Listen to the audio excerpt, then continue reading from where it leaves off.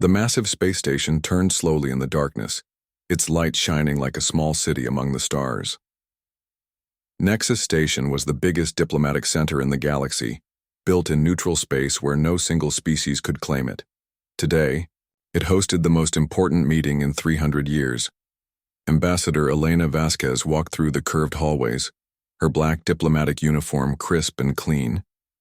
She carried a briefcase containing humanity's final peace proposal. After 4 years of brutal war, maybe today would bring an end to the killing. The war had started when the HFY hegemony attacked human colonies without warning. The insect-like aliens wanted to expand their territory, and humans were in their way.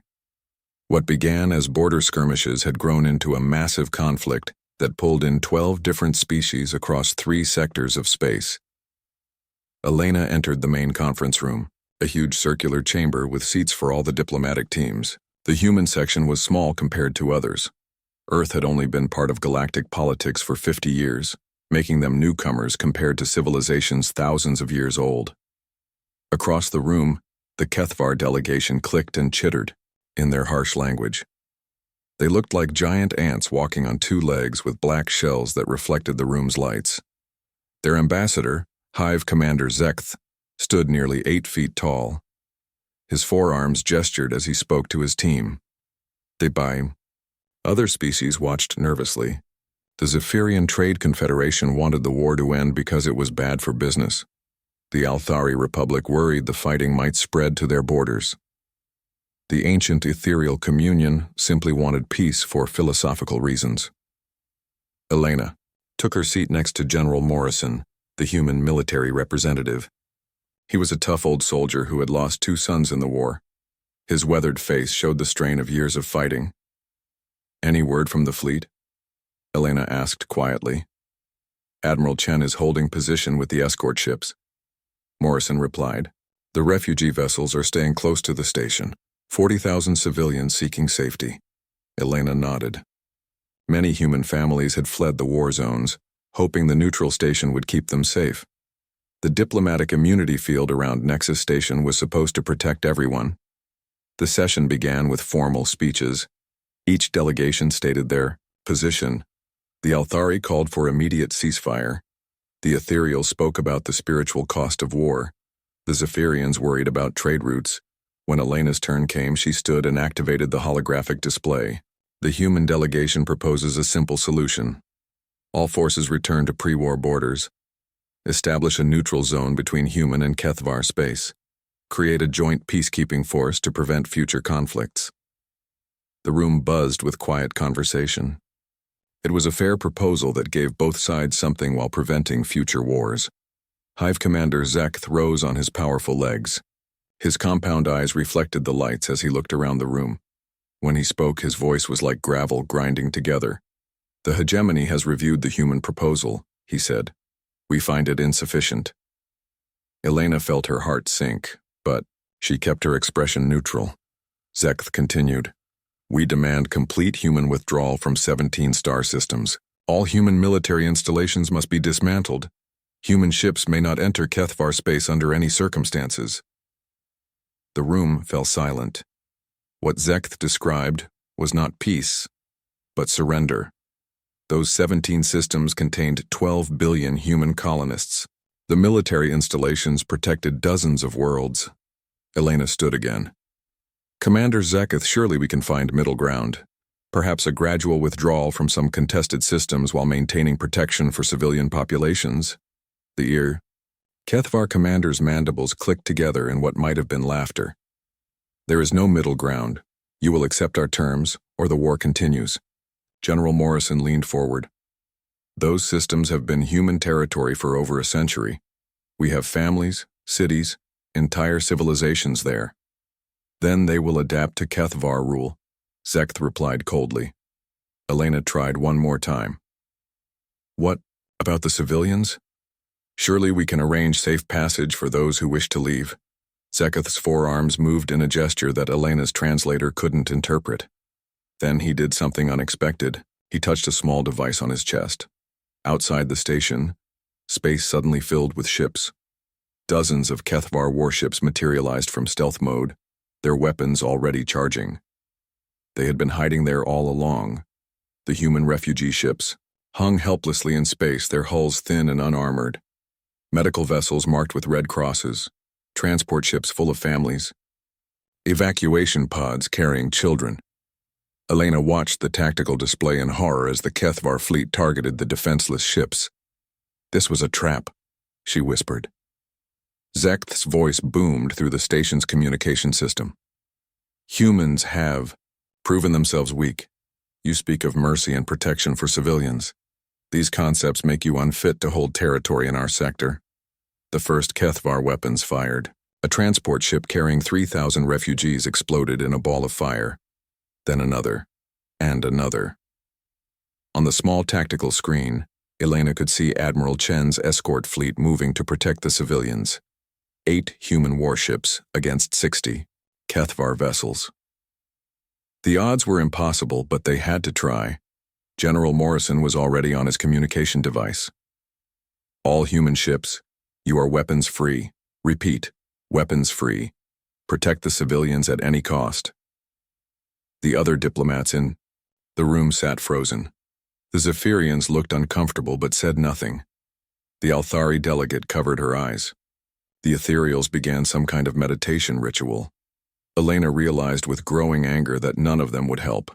They would watch humans die rather than risk their own safety. Another transport ship died in space. Elena could hear Admiral Chen's voice over the military channel, calm and professional even as his ships were being destroyed. "UES determination to all vessels. We're going to ram the dreadnought. Maybe that will give the evacuation pods time to reach the station." Elena wanted to scream. These were good people dying because they had believed in peace. Families who had trusted that diplomacy would keep them safe. Zeketh stood in the center of the room, his compound eyes reflecting the light from the explosions outside. "This is what happens when prey tries to negotiate with predators. Submit now, and we will allow your species to exist as workers in our empire." Elena looked around the room one more time. The other species avoided her eyes. They had already decided to abandon humanity to preserve their own safety. She activated her personal communicator and began recording. "This is Ambassador Elena Vasquez of the United Earth Government. The peace talks were a trap. The Kethvar are murdering civilians under diplomatic protection. They wanted to see what humans do when peace fails." Through the window, Admiral Chen's ship collided with the Kethvar dreadnought. Both vessels disappeared in a flash of light brighter than the nearby star. Elena looked directly into the camera. "Now they'll learn." The conference room doors burst open as Kethvar soldiers poured in, their weapons ready. Elena kept recording until the very end. The space around Nexus Station had become a graveyard. Pieces of destroyed ships drifted in the darkness, their metal hulls twisted and burned. The Kethvar fleet moved through the wreckage like sharks hunting for survivors. Admiral Marcus Chen watched from the bridge of the UES determination as another human transport ship exploded. The vessel had been carrying wounded soldiers and civilian doctors. Now it was just expanding gas and debris. "Sir, the hospital ship Mercy is requesting immediate assistance," his communication officer reported. "They have 50,000 wounded on board, mostly civilians." Chen looked at his tactical display. His small escort fleet had already lost 3 ships trying to protect the refugees. Against 60 Kethvar warships, they were barely slowing down the slaughter. "How long until the evacuation pods reach the station?" he asked. 18 minutes at current speed, his navigator replied. "But sir, the Kethvar are targeting the pods directly. They're not even trying to capture anyone." Through the main viewer, Chen could see the massive hospital ship Mercy turning desperately to avoid incoming fire. The vessel was painted white with huge red crosses on every surface. Under every galactic treaty, it should have been protected. Kethvar heavy cruiser moved into position and began charging its main weapons. Chen had served in the fleet for 30 years.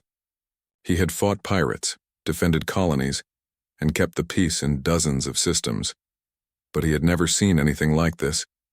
The Kethvar were not just winning a battle, they were committing massacre. "Sir," his weapons officer said quietly, we Could reach the hospital ship in 4 minutes if we break formation. Chen knew what that meant.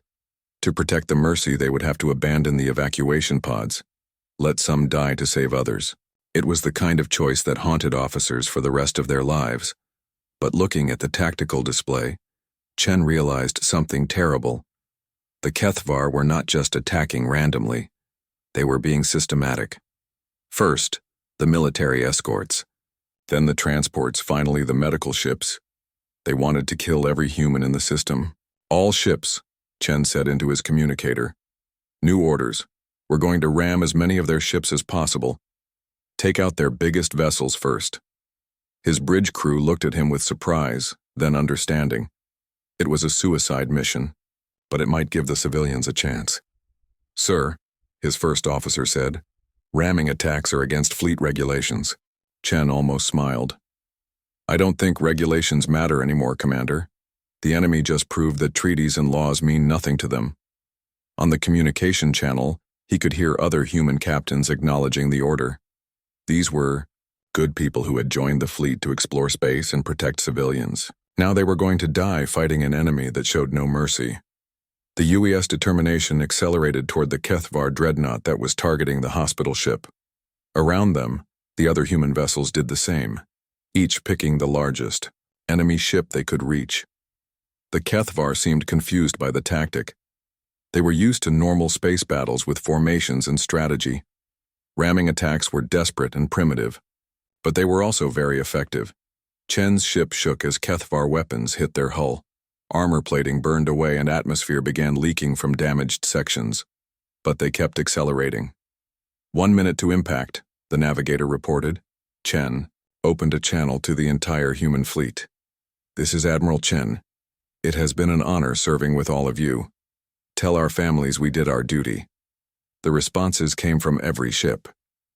UES Ranger, acknowledged. UES Victory, ready for impact. UES Guardian, see you on the other side. Through the chaos, Chen could see that some evacuation pods were reaching the station. Maybe a few thousand civilians would survive because of what they were doing. The Kethvar dreadnought tried to turn away, but it was too late. The determination struck it just behind the main weapons array.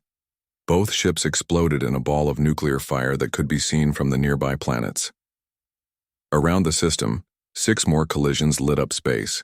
The human fleet died, taking 7 major Kethvar warships with them. It was a small victory, but it gave the remaining civilians precious time. On Nexus Station, Ambassador Elena Vasquez was dragged through the corridors by Kethvar soldiers.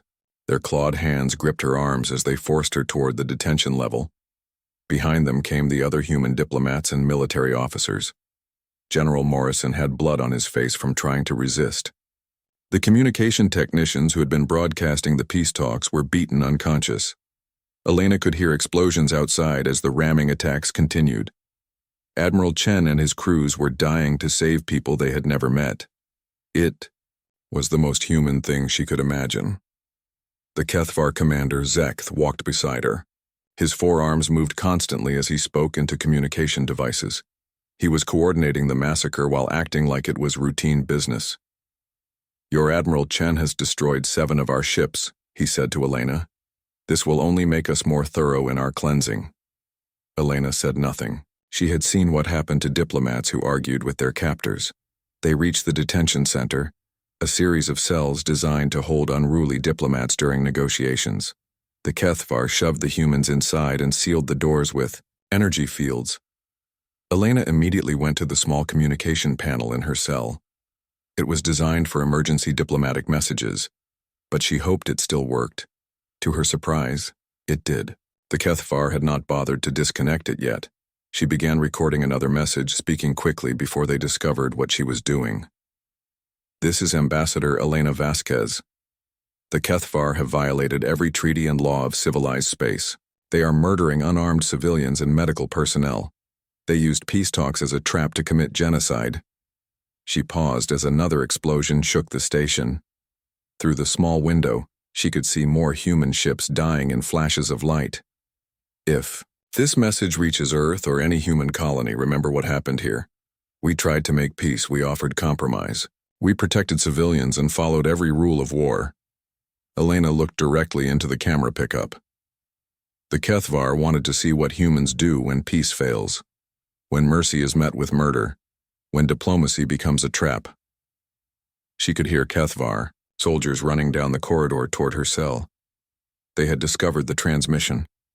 "Tell everyone," she said quickly. "Tell them that some things are worth fighting for. Some enemies cannot be reasoned with, and some prices are too high to pay for peace." The cell door burst open and Kethvar soldiers rushed in. Elena kept talking even as they grabbed her. They asked what humans do when pushed too far. Now they'll learn. The communication device sparked and went dead as a Kethvar weapon destroyed it. But the message was already spreading through space, racing toward Earth and the human colonies, at the speed of light. In the darkness outside, the last evacuation pod reached Nexus Station. Inside were 300 human children who would live to tell this story. They had been saved by Admiral Chen and his crews, who chose to die fighting, rather than watch innocents be murdered. The massacre was over. But for humanity, something much larger was just beginning. The message reached Earth 18 hours after the massacre. Ambassador Elena Vasquez's final transmission played on every news channel, in every language, on every human world. Her words echoed through cities and space stations. Now they'll learn. Dr. Sarah Chen, Marcus Chen's daughter, was in her laboratory when she first saw the broadcast. She dropped the test tube she was holding and watched her father's ship explode in a ball of nuclear fire. The glass shattered on the floor, but she didn't hear it. The reaction was immediate and overwhelming. Across human space, people poured into the streets. Some wept for the dead. Others shouted for revenge. But mostly, they demanded action from their government. On Earth, President Maria Santos called an emergency session of the Global Assembly. The Great Hall filled with representatives from every nation and colony. The mood was unlike anything in human history. Fleet Admiral Sarah Reyes stood at the central podium. She was known as a moderate voice who preferred diplomacy to warfare. Her speeches usually called for patience and peaceful solutions. Today was different. "Members of the Assembly," she began, her voice carrying clearly through the chamber.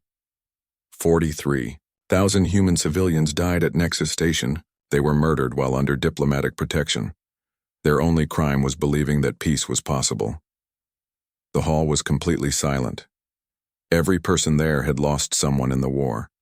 Many had hoped the peace talks would bring their loved ones home safely. "The Kethvar have shown us their true nature," Admiral Reyes continued. "They do not want peace. They want conquest. They see our desire for diplomatic solutions as weakness to be exploited." She activated a holographic display showing the tactical data from the massacre. Ship after ship exploded as the audience watched. Medical vessels marked with red crosses, transport ships full of families, the ramming attacks that Admiral Chen's fleet used in their final moments. "The enemy has made their choice," Reyes said. "Now we must make ours." President Santos stood up. "Admiral Reyes, what are you requesting?" "Emergency powers to conduct total war against the Kethvar hegemony. No restrictions on weapons or tactics, complete mobilization of all human resources, and, most importantly, the understanding that this conflict will not end until the Kethvar can never threaten innocent people again." The vote was unanimous. For the first time in human history, every nation and colony agreed on something completely. The Kethvar had united humanity in a way that nothing else ever had. Within hours, orders went out across human space. Every military officer on leave was recalled to duty. Civilian shipyards switched to building warships. Research facilities abandoned peaceful projects to focus on weapons development. Dr. James Park was in his office at the Xenobiology Institute when the military came for him. He was humanity's leading expert on Kethvar behavior, having studied them for over a decade. "Doctor," the colonel said, "Admiral Reyes needs your advice on enemy psychology." Park looked up from his research notes. He was a quiet man who preferred studying alien cultures to fighting them. But after watching the massacre footage, something had changed in his mind. "Colonel," he said slowly, "I've spent years trying to understand the Kethvar mindset. They're not like humans or most other species. They don't see individuals as important. Only the hive matters. How does that help us fight them? Park pulled up his research files on the holographic display. Images of Kethvar society filled the air. Massive hive cities, worker drones, warrior castes, and ruling queens. They interpret mercy as weakness, Park explained. When we tried to protect civilians, they saw cowardice. When we followed rules of war, they saw stupidity. Our restraint convinced them that humans were easy prey. The colonel leaned forward. What do you recommend? Park was quiet for a long moment. As a scientist, he had always believed in peaceful study of other species. But the images from Nexus Station had changed something fundamental in his thinking. We need to show them that we're not prey, he said finally. Kethvar society is based on dominance hierarchies. They only respect superior force. If we want them to stop killing civilians, we have to prove that attacking humans brings terrible consequences. Meaning? Total warfare. No mercy, no restraint. Make them understand that humanity is the apex predator in this galaxy. Meanwhile, across human space, the war machine was awakening. On industrial worlds, factories that had been making civilian goods switched to producing weapons. Asteroid mining operations began extracting materials for ship hulls instead of consumer products. The Titan shipyards near Jupiter, normally busy with exploration vessels and cargo haulers, started building something new. Warships designed not for defense but for pure destruction. Ships with no diplomatic quarters or scientific laboratories, just weapons, armor, and engines. Captain Lisa Morrison, General Morrison's daughter, was among the first to volunteer for the new fleet. She had been a transport pilot carrying supplies to peaceful colonies. Now she wanted to fly the new warships into Kethvar space. They killed my father while he was trying to make peace, she told the recruiting officer. I want to show them what war really looks like. But humanity's response worried some of their galactic neighbors. The Zephyrian Trade Confederation sent diplomatic messages urging restraint. The Althari Republic suggested that escalating the conflict would only bring more suffering. Admiral Reyes met with representatives from both species in a conference room on Earth. The aliens looked uncomfortable as they delivered their messages. Admiral, the Zephyrian delegate said, surely you understand that total war benefits no one. The Kethvar have always been aggressive, but they can be contained through diplomatic pressure. Reyes looked at the alien with cold eyes. Where was this diplomatic pressure when they were murdering our civilians? The Althari representative tried a different approach. Violence only creates more violence. If humans respond with excessive force, you become no better than the Kethvar themselves. No better? Reyes stood up, her voice rising. We're not targeting civilians, we're not using peace talks as traps, we're not committing genocide, we're ending a threat to innocent people. But surely some restraint, the Zephyrian began. You had your chance to call for restraint, Reyes interrupted. You could have helped protect the refugees at Nexus Station. You could have condemned the massacre. Instead, you watched and did nothing. She walked to the window, looking out at Earth's blue sky. Now you want us to show mercy to enemies who showed none to our children. The aliens left without reaching any agreement. As their ship departed Earth's atmosphere, they sent warnings to their home governments. Humanity was changing into something they had never seen before, something dangerous. Dr. Park completed his report for Admiral Reyes that evening. His recommendations filled dozens of pages, but the summary was simple. Fight the Kethvar like Kethvar. Show no weakness. Accept no compromise. Make them understand that attacking humans brings consequences they cannot survive. Admiral Reyes read the report 3 times before approving it. She understood what it meant. Humanity would have to become something darker than they had ever been. But the alternative was watching more civilians die while aliens who called themselves civilized did nothing to help. The orders went out the next morning. Every human ship, soldier, and weapon was being recalled from across the galaxy. The age of restraint was over. The Kethvar wanted to see what humans could do when peace failed. They were about to find out. 6 months after the Nexus massacre, the galaxy discovered what human industry could accomplish when united by fury. The shipyards around Earth, Mars, and the outer colonies worked without stopping. New warships emerged from construction docks, every day each one designed for a single purpose: destroying the Kethvar. Captain Lisa Morrison stood on the bridge of the UES Retribution, one of the new assault cruisers. The ship had no diplomatic quarters, no scientific laboratories, no comfortable civilian areas. Every space was dedicated to weapons, armor, or the crew needed to operate them. "Captain," her tactical officer reported, "long-range sensors are picking up the Vexthari system. Kethvar Fortress World, just like intelligence said." Lisa nodded, studying the tactical display. Vexthari was one of the Kethvar's most heavily defended worlds, with orbital defense platforms and a fleet of guardian ships. Under the old rules of warfare, attacking it would require months of siege and careful planning. But humanity was no longer following the old rules. "Send the standard message," Lisa ordered. Her communications officer activated the transmission system. The message was simple and had been used at every Kethvar world they approached. "Attention, Kethvar forces. This is the human fleet. You have 1 hour to surrender all military personnel and installations. If you refuse, we will demonstrate what happens when you mistake mercy for weakness." The response came quickly. Hive Commander Thekvar's voice was full of the clicking sounds that humans now recognized as Kethvar laughter. "Foolish humans. You are 50 ships against an entire world. Your threats mean nothing." Lisa looked at her watch. "Mark the time. 1 hour starts now." Around the Vexthari system, more human ships were arriving.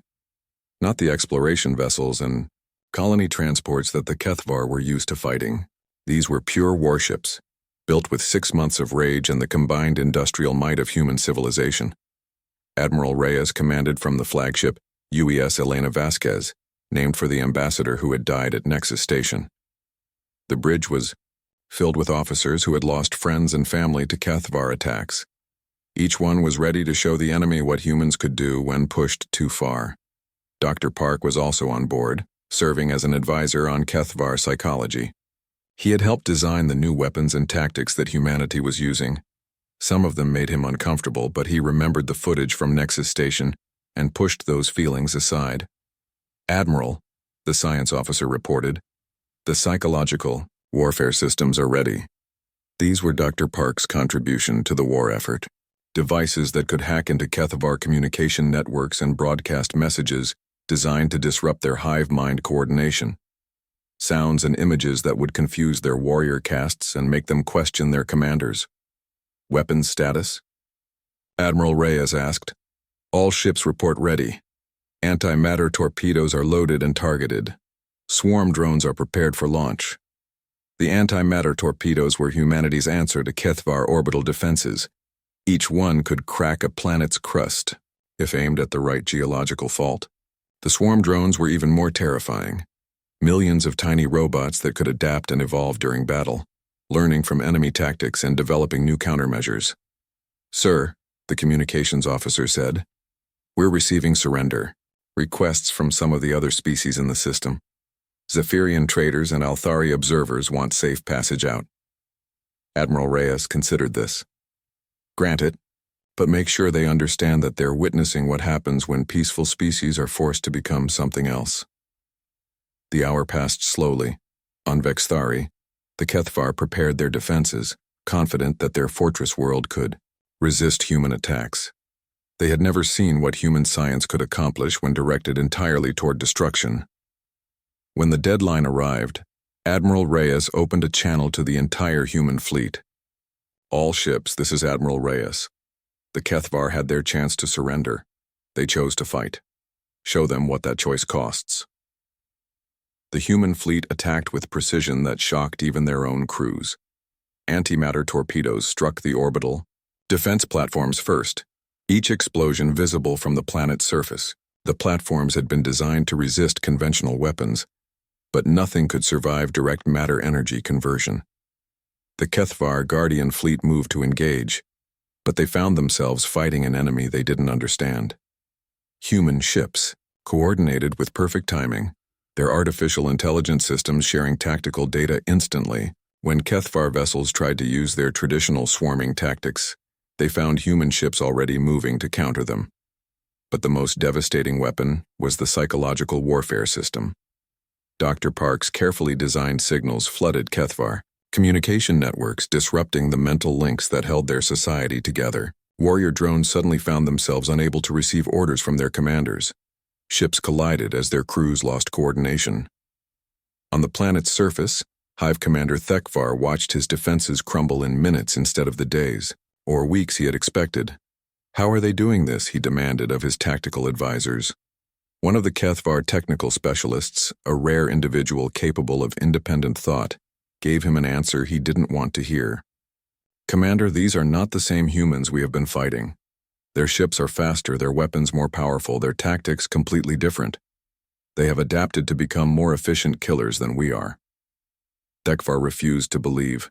The Kethvar were the ultimate predators, evolved for conquest and domination. Humans were prey animals who happened to have advanced technology. But as he watched human ships systematically destroy everything his species had built in the system, he began to understand that something fundamental had changed. The swarm drones were the final horror. Millions of tiny machines poured from human ships like angry insects, each one no larger than a coin but armed with molecular disruptors. They overwhelmed Kethvar point defenses through sheer numbers, then began eating. Through ship hulls and defense platforms with programmed efficiency, the battle was over in 4 hours. Every Kethvar military installation in the system was destroyed. Their fleet was reduced to drifting wreckage. The planet's surface infrastructure was intact, but its ability to wage war was gone forever. Admiral Reyes opened a communication channel to the surviving Kethvar on the planet. "This is Admiral Reyes of the human fleet. Your military forces have been eliminated. Your orbital defenses no longer exist. This system is now under human control."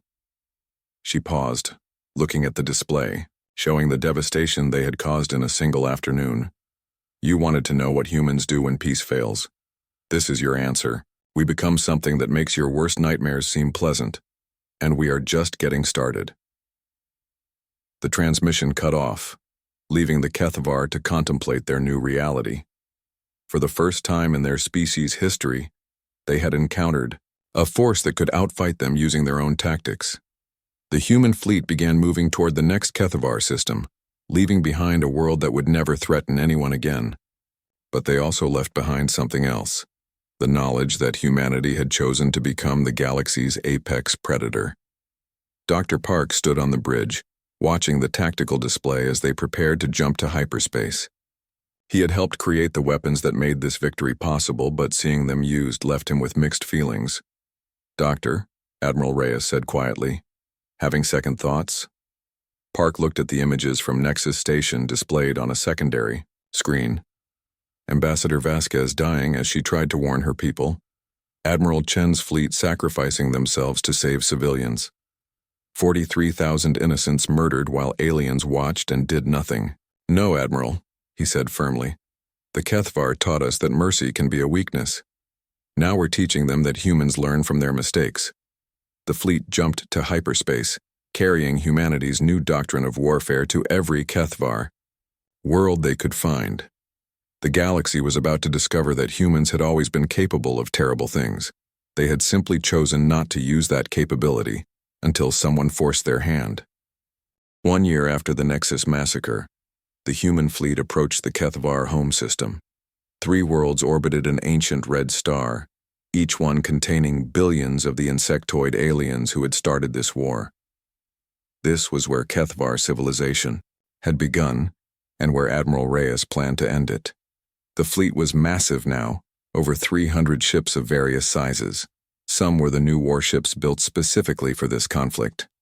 Others were converted civilian vessels armed with the latest human weapons. All of them carried crews who remembered what happened to the refugees at Nexus Station. Captain Lisa Morrison stood on the bridge of the UES Retribution, now serving as Admiral Reyes's second in command. She had fought in 12 major battles over the past year, watching human forces systematically dismantle the Kethvar military machine.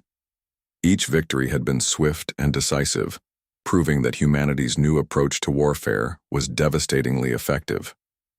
"Admiral," the communications officer reported, "we're receiving a transmission from the surface. It's the Queen Mother herself." Admiral Reyes looked surprised.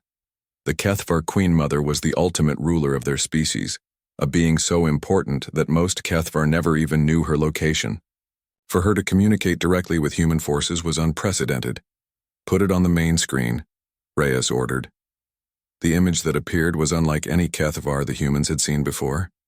The Queen Mother was enormous, easily 15 feet tall, with a shell that gleamed like polished black metal. Her four arms moved gracefully as she spoke, and her compound eyes seemed to look directly at Admiral Reyes. "Human Admiral," the Queen Mother said, her voice somehow more musical than other Kethvar communications. "I am Hive Queen Zekathara, ruler of the Kethvar people. I wish to discuss terms for ending this conflict." Admiral Reyes almost smiled. After a year of running from human forces, losing system after system, the Kethvar were finally ready to negotiate. But it was too late for the kind of peace talks that had failed at Nexus Station. "Your Majesty," Reyes replied formally, "you may speak. I offer the same terms that your Ambassador Vasquez proposed before the unfortunate incident at Nexus Station. Return to pre-war borders, establish neutral zones, create joint peacekeeping forces." Dr. Park, still serving as advisor on Kethvar psychology, leaned forward in his chair. Something about the Queen Mother's proposal bothered him. These were exactly the terms that humanity had originally wanted, the reasonable compromise that could have prevented this entire war. Admiral Reyes was quiet for a long moment, thinking about all the human ships that had been destroyed, all the civilians who had died, all the soldiers who had sacrificed themselves to protect innocents. Then she thought about Ambassador Vasquez's final message. "Your Majesty," she said slowly, "you asked what humans do when peace fails. You wanted to see our true nature when pushed beyond our limits." The Queen Mother's mandibles clicked nervously. "That was a misunderstanding. The actions at Nexus Station were taken by subordinates who exceeded their authority." "Subordinates," Reyes repeated. "Like Hive Commander Zekith, who murdered 43,000 civilians while they were under diplomatic protection." "Yes, he has been punished for his actions." Reyes looked around her bridge at the officers who had lost friends and family to Kethvar attacks. Each one of them understood what this moment represented. They could accept the Queen Mother's offer and return to the old system of borders and treaties. Or they could finish what the Kethvar had started. "Your Majesty," Admiral Reyes said finally, "I'm going to repeat Ambassador Vasquez's final words to you, the same words she spoke as your soldiers killed her for trying to make peace." The Queen Mother waited, her compound eyes reflecting the bridge lights. "You wanted to see what humans do when peace fails, now you'll learn." The transmission cut off, leaving the Kethvar homeworld in silence. Dr. Park looked at Admiral Reyes with concern. "Admiral, what are your intentions? The Queen Mother is offering everything we originally wanted." Reyes activated the tactical display, showing the 3 Kethvar worlds surrounded by human ships. Each planet held billions of aliens who had supported the war that led to the Nexus massacre. "Doctor, in your expert opinion, if we accept their surrender now and return to the old system, what happens in 10 or 20 years? Park considered the question carefully. He had studied Kethvar psychology for over a decade, and he understood their species better than any other human. "They'll interpret our mercy as weakness again," he admitted. "They'll rebuild their military and try again, probably with better tactics designed to counter our new weapons. And more civilians will die while the galaxy watches and does nothing to help." Admiral Reyes opened a communication channel to the entire human fleet. "All ships, this is Admiral Reyes. Prepare for final operations. But remember, we are not the Kethvar. We do not target civilians. We do not commit genocide. We end threats." What happened next became known as the Kethvar Judgment.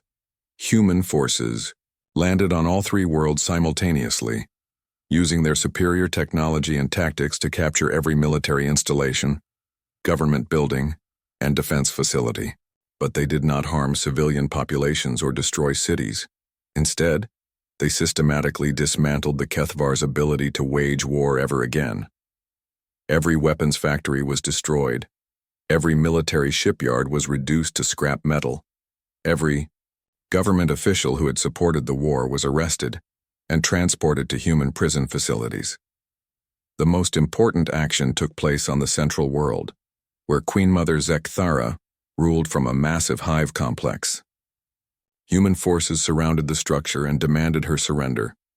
When she emerged, Admiral Reyes was waiting with a full diplomatic escort.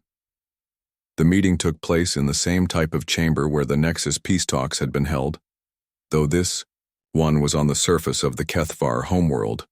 "Your Majesty," Admiral Reyes said as the Queen Mother was escorted to her seat, "the Kethvar hegemony is dissolved as of this moment.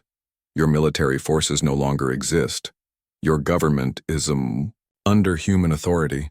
The Queen Mother's compound eyes fixed on the human admiral. "You are committing genocide against my species." "No," Reyes replied firmly. "Genocide is what your forces did at Nexus Station. What we're doing is justice." She activated a holographic display showing the new terms that humanity was imposing. "Your species will be relocated to a single world under human supervision. You will have no military forces larger than local police. Any attempt to develop space warfare capabilities will result in immediate intervention." "And if we refuse these terms?" Admiral Reyes looked at the Kethvar ruler with the same cold expression that had carried her through a year of warfare. "Your Majesty, you no longer have the ability to refuse. Your species chose war over peace. You chose massacre over mercy. Now you live with the consequences." The ceremony that followed was broadcast across the galaxy. Representatives from every spacefaring species watched as humanity formally ended the Kethvar threat forever. It was not the gentle peace that Ambassador Vasquez had tried to negotiate. It was the harsh justice that came from pushing a peaceful species too far. When the formal surrender was complete, Admiral Reyes walked to the same type of podium where Elena Vasquez had made her final speech. The other galactic species representatives sat in uncomfortable silence, realizing that the balance of power had permanently changed. The Kethvar asked what humans do when peace fails. Reyes said, her voice carrying to every corner of the galaxy through the diplomatic channels. "They discovered that our greatest strength was never our weapons or our ships. It was our ability to choose restraint when we had the power to destroy." She paused, looking directly at the representatives of species who had watched the Nexus massacre without offering help. But restraint is a choice, not a weakness. When that choice is taken away by enemies who show no mercy to innocents, humans become something different, something that makes the galaxy's worst nightmares seem pleasant. Admiral Reyes stepped back from the podium, her message complete. "Today we choose restraint again. The Kethvar will live, but they will never threaten anyone else. Other species, who might consider following their example, should remember what happened here." The representatives filed out in silence, each one understanding that humanity had established itself as the galaxy's ultimate peacekeepers, not through diplomacy or negotiation, but through the demonstrated ability to end any threat to innocent life. Dr. Park found Admiral Reyes later that day, standing in the garden of the former Kethvar Palace. She was looking up at the stars, perhaps thinking about all the human worlds that were now safe from attack. "Any regrets, Admiral?" he asked. Reyes considered the question carefully. "I regret that we had to become this. I regret that Ambassador Vasquez died believing in peace while aliens who claimed to be civilized watched her murder. I regret that Admiral Chen and his crews had to sacrifice themselves because no one else would protect civilians." She turned to look at Dr. Park, her expression sad but determined. "But I don't regret stopping the Kethvar from killing more innocents. And I don't regret showing the galaxy that humans will never again be easy prey." Above them, the human fleet, prepared to return home, their mission complete. They had answered the question that the Kethvar had asked at Nexus Station.